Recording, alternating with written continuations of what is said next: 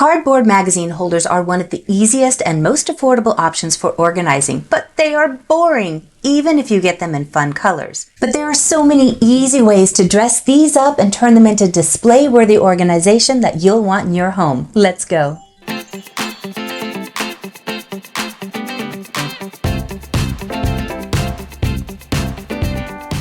Hello, welcome back to the Crafty Organizer. I'm Noreen Eppley, and on this channel, I love bringing you ways to organize, declutter, do DIYs, upcycles, and anything crafty. And saving money needs to be added into that because that's the other thing I really love doing for you. A few weeks ago, I shared some ideas for upcycling items for gorgeous, no-cost storage, and I asked you to vote. So here were some of the most requested items, and today we're going to start with the magazine holders.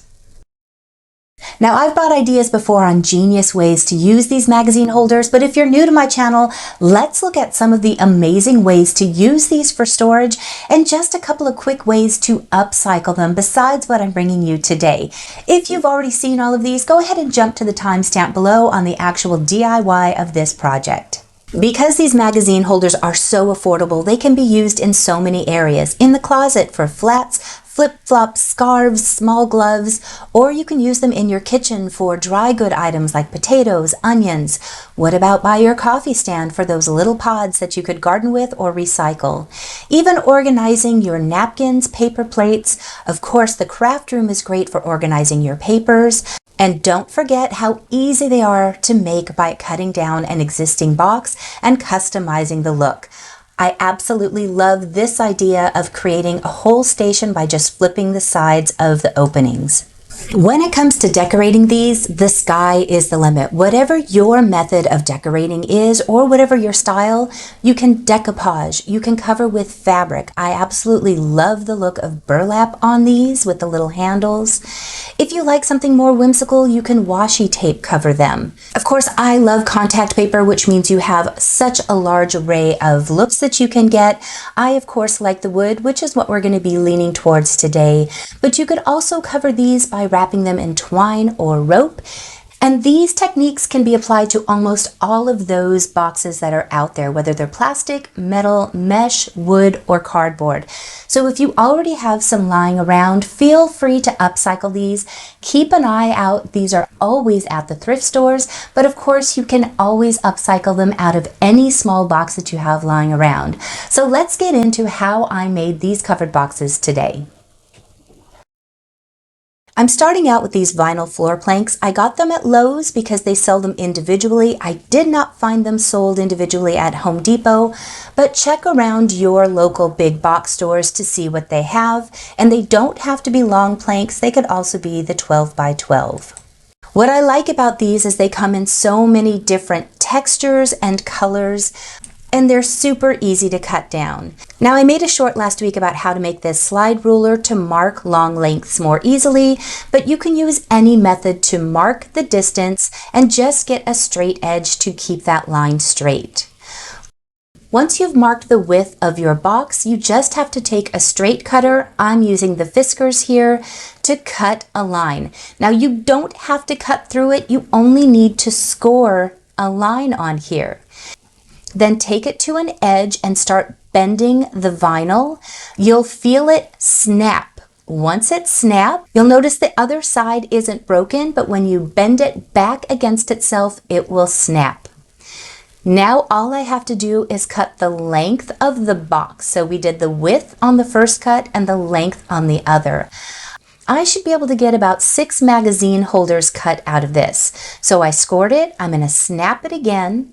The quicker you snap it, the cleaner the edge. I'm going to show you one more time. Right now, there's no marks on this. I've already scored it. I'm going to bend it until it snaps, and I'm going down section by section. And once it snaps on the one side, the other side still doesn't have a mark until I bend it against the scored line, and then it snaps cleanly. I've used this on so many different things, whether it's boxes. I used it as a backsplash in my kitchen. This would be beautiful if you were covering a desktop, but to upcycle boxes into a more elevated look is one of the least expensive things you can do.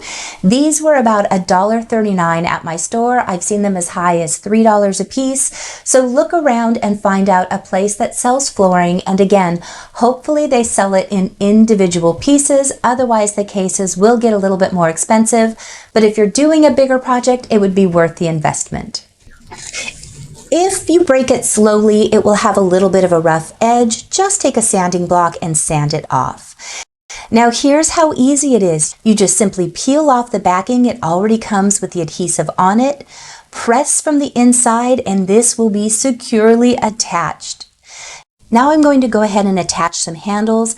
I happen to have these on hand, but you can easily get these online or at your local hardware store. I'm taking an extra piece of cardboard and I'm going to create a template for attaching the handles. This ensures that I am placing them in the right spot every time, and it also saves me the time from not having to measure each time for where the handle holes are. So I'm looking to see where I want the handle, up high, up low, and I'm going to transfer that onto the cardboard handle. The easiest way to do this is press it into place once you have it positioned. I'm not worrying about how straight it is because for the most part, I'm just eyeballing it. Once I have the small impressions, I'm going to take a dowel or my blade and drill a small hole. This is just to make it easier to mark the holes onto my box. Now I'm going to transfer the hole by marking it. I used my knife again and drilled a small hole so that I could see it. And now I'm just going to start twisting my knife, effectively drilling a hole into the box.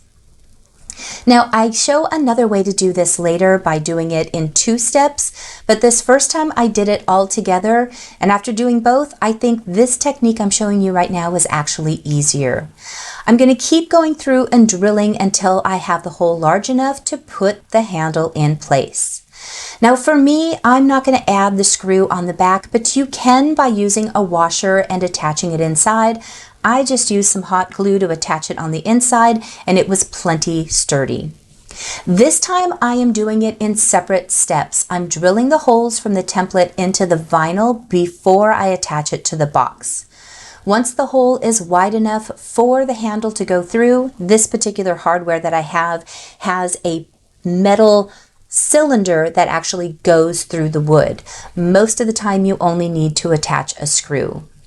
Then I lined it up and made the second hole into the box, and I'm attaching the vinyl separately. As I said, I'm showing you 2 options. You can choose which one you think is easier. And now I'm going to take my hot glue gun and I'm going to place glue on the inside to make sure my handle is securely in place. It was that easy to make these.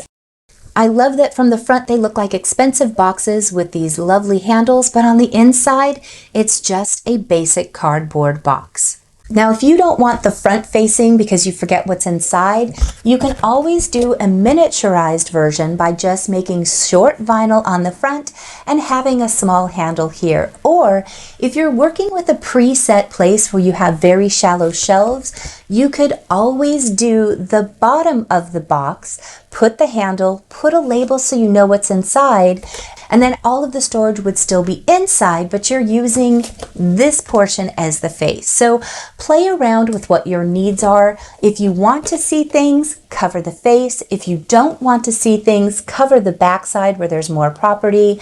But I've been doing this for such a long time with the regular farmhouse pull handles, and I've always loved the look. So get creative. I love that you can store so many things inside here. I'm currently using magazine holders to store my paper punches, poly bags, templates, labels, my stationery, page protectors, and I even have one for paint brushes. The next thing we're going to be making is the second you voted from that upcycled video, and that is this large organizer. I can't wait to make this one. I think it has so much potential for organizing mats, cutting boards, papers, magazines. I'm excited about this one, and I'm going to show you a couple of different ways to make it because I know certain stores have certain things, so I'll be giving you options. So make sure you've hit that subscribe button so that you know when that one is posted.